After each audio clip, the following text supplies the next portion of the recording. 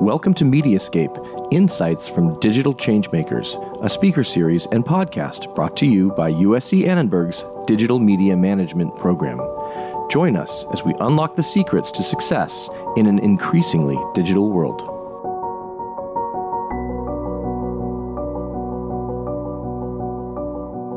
Welcome to this week's episode of Mediascape, Insights from Digital Changemakers, brought to you by the Master of Science in Digital Media Management program at USC's Annenberg School for Communication and Journalism. And today we're really proud to be joined by a very special guest who we can't wait for you to hear from, learn from, and be inspired by. I am your host, Joseph Itaya. And I am your co-host, Annika Jackson. And we are here today with Evan Leapheart from Kredit Academy. Evan, you and I have known each other for a few years. I was fortunate to be there when you were just starting your fin and ed tech journey with Kiddie Kredit. And now you've had this pivot. You also do so many other things as the co-founder of Black Men Talk Tech, as a mentor for tech stars, vice chair of Miami EdTech, and we can go on and on and on with your credentials in this space. I'd love to hear about your entrepreneurship journey, where you started, how you pivoted to what you're doing now, and why financial education for our youth was such an important topic for you. Yeah, for sure. Well, first off, it's always good to see you, Annika, and this entrepreneurial journey in particular for this company really starts at a similar age, right? I was in college. I went to FIU. I didn't finish, which I don't encourage people to do. Please finish. And I got a credit card right away, and I immediately maxed it out, right? Buying who knows what things I couldn't even tell you was on that first statement. But because of that, I just put myself into a bind early on, right? And it made my 20s difficult because of my credit, right? And I seeing that and realizing that it's still such a massively unresolved issue. There's over 90 million adult Americans that are credit challenged, and we just surpassed $1 trillion in credit card debt for the first time in U.S. history. Like, I would love to be the vitamin and not the pain pill to that issue. So that's really what Kredit Academy is all about. And, it's always the business I've wanted to do. I think you can ask an entrepreneur like, hey, I know you're a landscaper now, but if you could do anything, what would you want it to be? And that's like, well, I would do this. And so it's cool to be doing like that. That's what this is. Wonderful. What was the journey, though? Because I know that it started as one product, and then you realized there was a different market opportunity that might serve your audience even better. So will you talk a little bit about that journey? Because I think that's one of the things we all as entrepreneurs have to fine tune. We know that we are entrepreneurs. We have a lot of ideas, and it can sometimes take a little bit to figure out, this is where I started, but this is what the secret sauce really is. Yeah. They always say kind of as an entrepreneur, you have to have the ability to pivot. And there's this juxtaposition. There's a lot of nuance to it because you have to be steadfast in your vision to say, hey, this is what we're doing. So what I always say is important is like your mission shouldn't ever change, but like how you get there can. And that's ultimately what Kredit Academy is about, right? Like I first launched this product, Kiddie Kredit, which taught kids under 12 about credit through chores. So think of missed chores like missed payments, long you've had a chore like long you've had a credit card. And we realized we were kind of short-changing ourselves because there was a large appetite for products like ours for teens and up, right? So we realized that, no teen's going to want to use something named Kiddie. What do we do about this to where we pay respect to what we've had, but also continue with some new iterations? So Kredit Academy is kind of a culmination of that. It's an all-encompassing company name, and we offer a suite of financial wellness products. So Kiddie Kredit being one of them, Credit Quest being the second, which is essentially an all-ages educational platform that we customize and white label for brands. So you get to that space, and I think for anybody that's an entrepreneur, you just have to listen to your market. Again, be steadfast in your mission to say, hey, no, this is too far away from what we're doing, right? Like, we're here to teach you credit. I think there's other platforms that can teach you how to save or invest particularly better, right? But we want to say, this is what we're leading with, and we can touch along some of those other things along the way. And that's an important lesson, especially when you're early, because if you don't have some sort of belief in some sort of direction you want to go in, then you just be all over the place. You're doing too many things for too many people. So I like to say you're boiling the ocean at that point, which is impossible. Boiling the ocean. That's a fantastic term that we use a lot here in our program, which Our program at DMM is really focused on media entrepreneurship and intrapreneurship, because some people don't feel like they want to start their own thing, but they still have to have that entrepreneurial mindset, even if they're working within a company that already exists. The story that you told, Evan, about getting that first credit card and maxing it out is one that I bet everybody who's listening went through that, because we just didn't know. I learned about credit cards, and this sounds so silly to say, but by watching TV shows and seeing the way that people would use credit cards. And I remember thinking when I was 18 years old, oh, it's like free money and I can pay it back if I want or not. I'll just throw those statements away.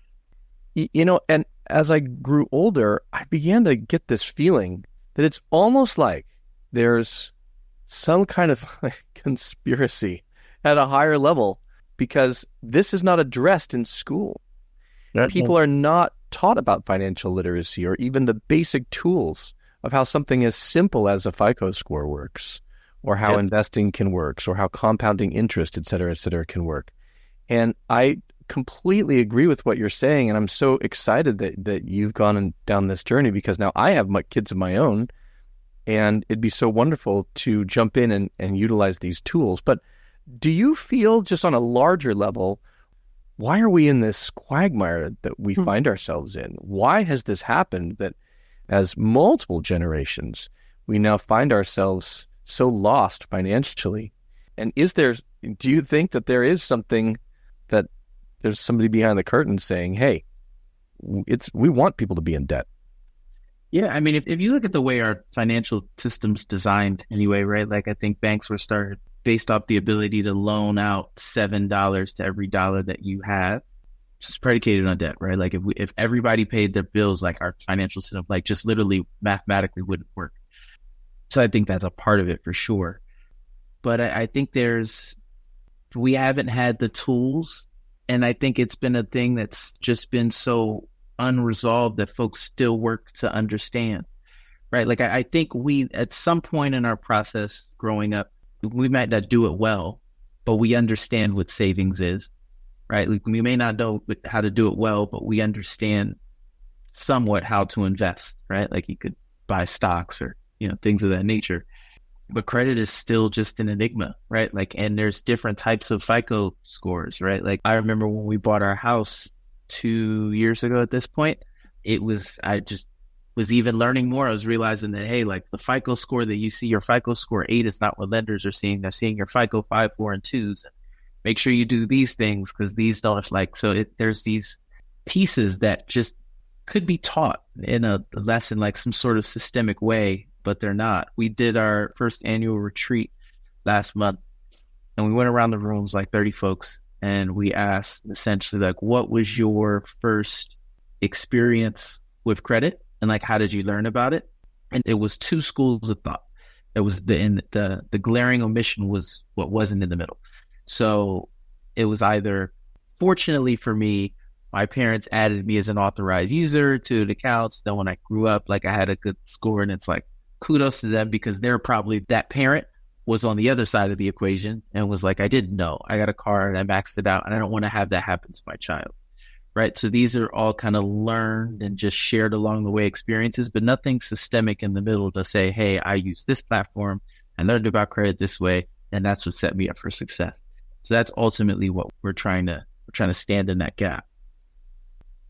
I want to hear a little bit about some of the hurdles you faced, because you had a lot of celebrity investors. You've had a lot of people really interested and engaged in promoting your different products and services. What is the good side and bad side of different types of investment? And you've even moved to another state because you won a really amazing award that I'd love for you to share with the audience. But it required you to make a huge shift in where your family was and, what you were surrounded with. So can you talk about those? For sure. So our fundraising journey has really ran the gamut of, I think, all ways that you can find capital infusions into your business, right? Like, we have done pitch competitions, which I think to date at this point, we won like 13 or 14 of them. Most recent one we won was the world's largest startup pitch competition called 43 North, which, to your point, Annika, if you win, you get $1 million investment in exchange for 5% of your business. And you do relocate to Buffalo for 12 months. And the goal is not to just have you be here for 12 months and then say, hey, you're free to go. The goal is to say, hey, if you're not physically here, at least are you going to like keep some extension of your business here and just really build and connect with the community? So we've been making sure that we're focused on that. But then also we raised traditional capital. We raised a VC round in 2022 as a pre-seed round. Had some angel investors as well. So some folks that live in California today, like D Wade and Baron Davis. And, we've also had Amazon as investors. So like these conversations have all been nuanced. Like what I'm saying when I'm pitching is different than when I'm talking to a VC. But early on, we did a crowdfunding campaign, and that gave the, everyday investor the opportunity to join us on the ride with, as little as $100. And those conversations are different, right? Like I don't talk to a VC the same way I would talk to my cousin, right? And, it's almost, the amounts may seem smaller, but I think the responsibility of you as the founder is increased tenfold, right? Because, somebody gives you $100, like you don't know if they really needed that for the week. So they need to understand that they're giving that to you, and they can't just say, hey, can you slide that back in 6 months? It's like, I may be able to return this back for you like for another 5-10 years, if at all, right? So like you have to really be honest and diligent about like who you take money from, and you don't take all money, right? Like we've turned down money on multiple occasions, which wasn't easy to do, but just it was money that we were going to get that was going to be very focused on shifting us away from the things that we fundamentally believed in. So we talked in the beginning about a pivot. Somebody might have a different thesis on how you can get to the end goal. But if you got this, but if you have the same mission, that's fine, right? And then you can fight along the way, but you're fighting towards a common goal. But if somebody's trying to shift you away from what you fundamentally got into doing in the first place, obviously it's going to be your call at the end of the day. But you want to be able to build with as less friction as possible as it pertains to the big thing, your overarching mission. But like the details, you do want people that'll give you competing opinions, You mentioned Baron Davis. He's a friend of mine, and he's a very mission-driven investor. Super mission-driven guy. He's a great listener. He's a great visionary, and a pretty amazing example of somebody who's been able to leverage all of the incredible success that he's had into making big contributions for others. And I'm so happy that you guys are hooked up on this. Question I want to ask is, I was really moved by how you mentioned that your parents were already adding you to their credit cards so that you could build your credit score early. And that idea... Not me. I want to say I went through it, but yes, that's what parents can do. Oh, that's what parents can do. Okay. Yeah. So, and I love that, right? Because it's a great way for families to work together. As part of your product offering, do you have tools for families to learn and frameworks by which they can work with their kids to work on financial literacy together as a family? Yeah, so with Kiddie Kredit, we do send like nudges to the parents, right? Like, so like we look at like weekly financial tips and things that they can do to start learning how to talk about it, right? So conversation starters per se. And then with Credit Quest, it's essentially one, to be able to interact with it, you have to be going through a company that we're working with, so particularly credit unions, right? But they go through the journey, right? And then we encourage them to do it all as like a family exercise.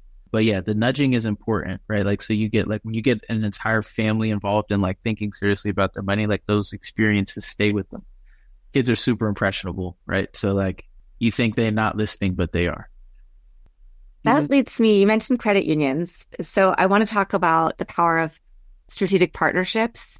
Because I know you've previously also worked with Girl Scouts, with after school programs, with the Y. And so how did you decide on that strategy?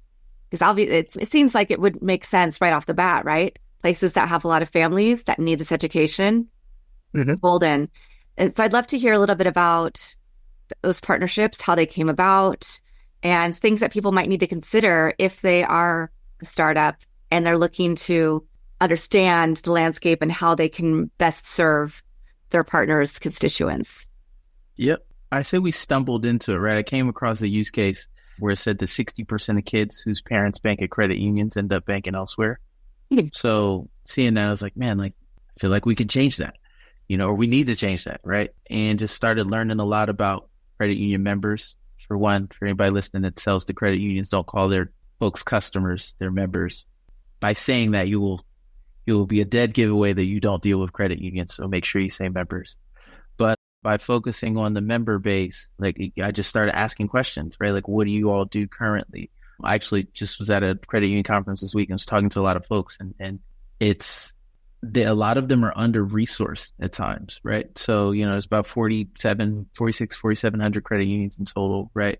But the majority of them are ones that have under 100 million in assets, right? And like they would love to do as many things as possible, but they just don't have the base to do these things. So I was like, man, like if we really spent a ton of years building out this technology, we understand like how families can connect with our products. Maybe we can offer this for this audience.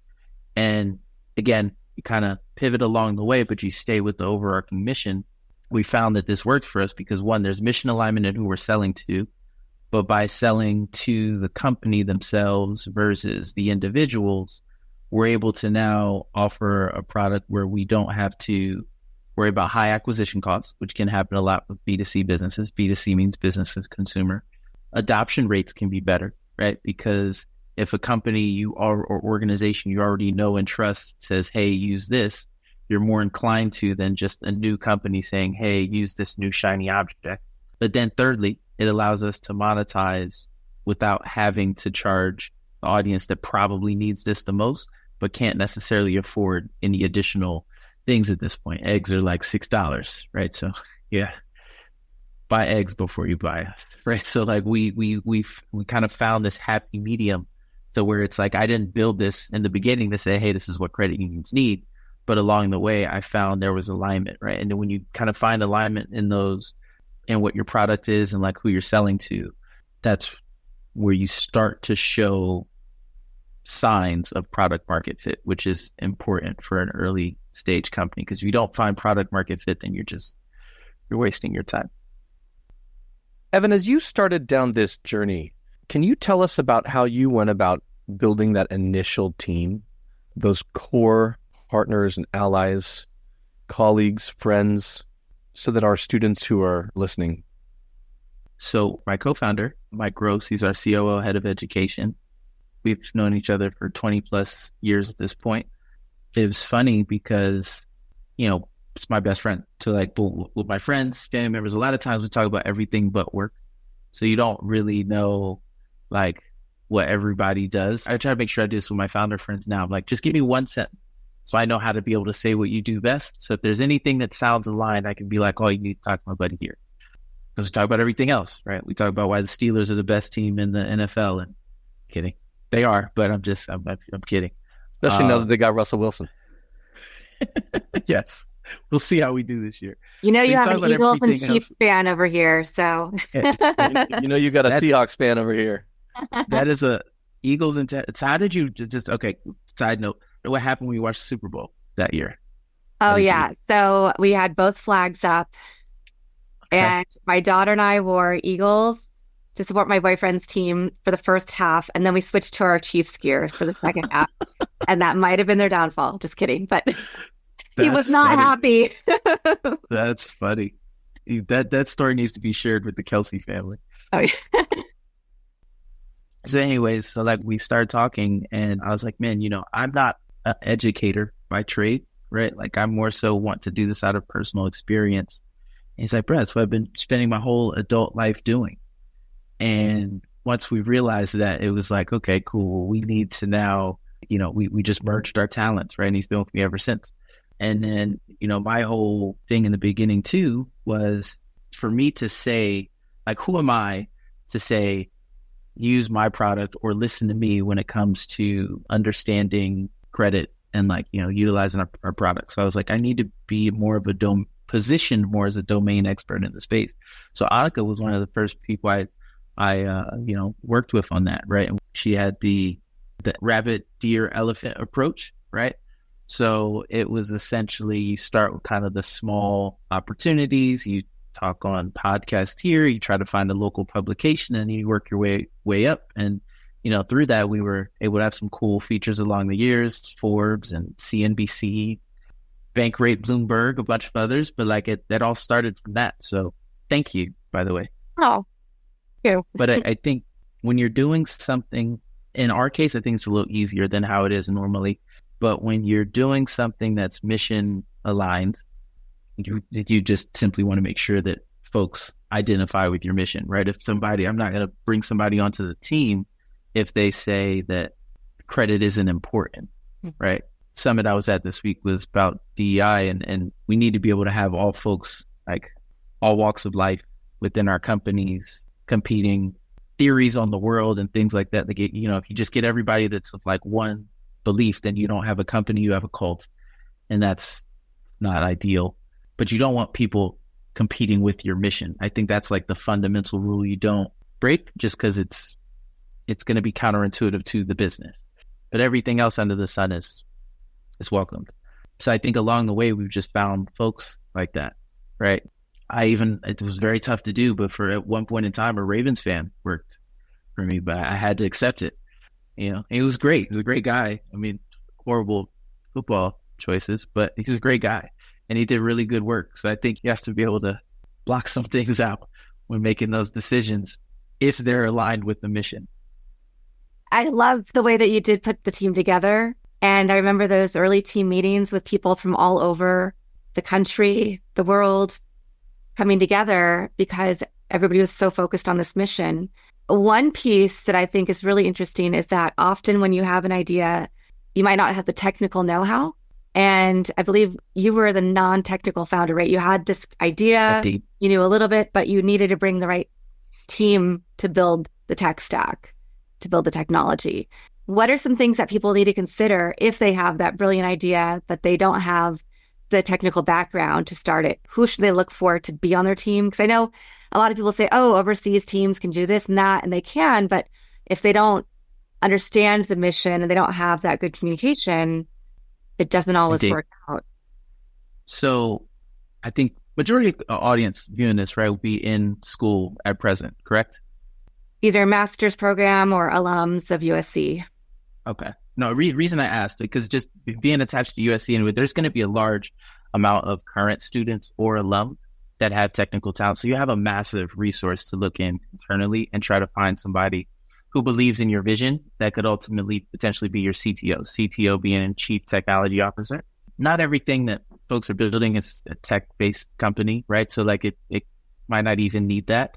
But if it does, that's essentially where you want to go. And if you don't necessarily have the capital up front, you can try to work things out with equity or paying folks over time or bartering services. If there's something you do of value, like that could help them out as well. But it's very important. But what I would say is before you even go to an app developer overseas, whatever you do, and say, hey, design this, like you should really flesh out what you want it to be first, right? So because that's, I think, a mistake a lot of people make is they'll go to an app developer and say, hey, design me an app. It needs to do this. You're losing money because one, these folks aren't cheap hourly, but you don't pay a designer to code and you don't pay a coder to design. And if you don't have any sort of set design up front that you're giving to your engineer, your software engineer, it's like taking a plumber, right, who's a great plumber, but then asking them to do the blueprint plans for your home. And it's like, maybe they can, but that's not their specialty. But if you went to the architect and said, hey, like design this, and then you just go to the plumber and say, hey, I need to do this, they're like, oh, I can do that part better than anybody. And zooming out from just the engineering piece, like that should be how you think about every component of your business.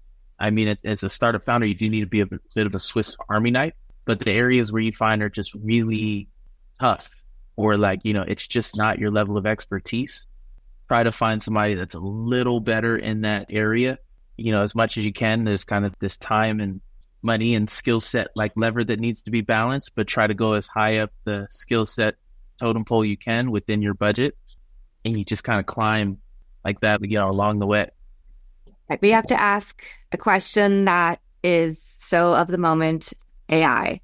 How have you been able to integrate it into your tech stack, into your learning modalities, if you have, or do you see it, being a useful tool with what you're teaching, or is there a hindrance? Are there people who think they can just use AI to get all the answers?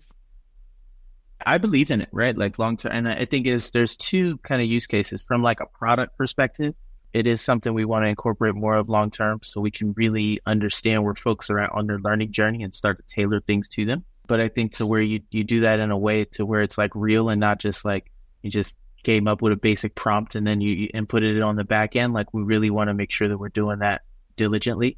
And to do that is costly. So you just, we kind of level up as we go. But I think from like a team perspective, it's amazing, right? Like it gives your current resources that you had team-wise the ability to do more in less time. And it also takes, it forces more of us, right? So like the things that like we knew took 8 hours to do, they can be done in 8 minutes. So like, what are we doing with the remaining 7 hours and 52 minutes of that day, right? So I think if you don't use it as a crutch and you use it as a resource, it will be fantastic. And I mean, we're in the early stages to think we're in like the Atari era of AI is pretty wild. We're going to be like, you remember when they created images and it had like 6 fingers? Like I am surprised, scared, and excited for like where things go, because it could be amazing or it could be Terminator 2. I just watched that with my 14-year-old, and it's amazing, man, with a bunch of T-1000s running around, man. He was like, whoa, the little food delivery. Do you have those in your neighborhood, Annika or Evan? Those little food delivery things. Little box. Right. And we're like, oh, those are so cute. Now just imagine, we've all seen the videos of those like dogs, those soldier dogs that are. Did you ever see the one where they're like bullying it and it's like trying to catch its balance? No. And, they're like, one day they're going to, it was like, we keep doing that. And then one day it's just going to, the lights will turn red, the eyes will turn red, and it's just going to turn around like I've had enough. I live in suburbia land, so I've only seen those around the USC campus or when I'm in the city of LA. But yeah, there's some great videos showing robots dancing together and movement, and there are a lot of great use cases for manufacturing, right? Production. Yes. But not for the human creativity and strategy that we bring to our products and services. Indeed. From that branding standpoint, very smart of those companies to release videos of those robots looking cute.